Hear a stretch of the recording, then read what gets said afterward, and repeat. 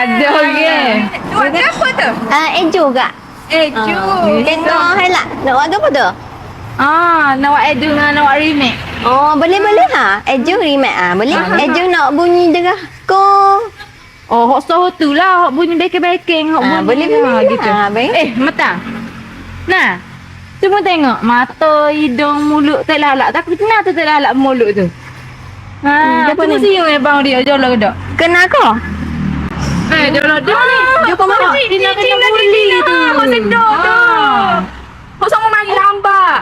Moteng. Oh, tengok TikTok. Oh, ingat ke jumpa di mana? Nenek. Nenek. Kita follow demo nama dah. Tengok ni. Thank you kak. 1998 lagi. Thank you kak. Apa Thank follow you. juga. Oh, thank you kak. Nak buat remake dengan Eju ke? Boleh. Nanti masuk ke kita. Buat dua, lepas tu kenal ni tak boleh. Counting ke murah sikit. Murah-murah, promosi tak boleh. Promosi dah tu kita beri harga remake tu. Harga remake 1,000 promosi. Sebab kita follow dah.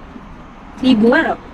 Memang 1,000 remake Eju, SU. Eju Fitri dengan remake 1,000. Boleh 1,000. Tapi kita share dah video. Sama ni tengok share. Palat lagi. Komen lagi dah. Murah lagi lah. 800 lah. Tak link kak.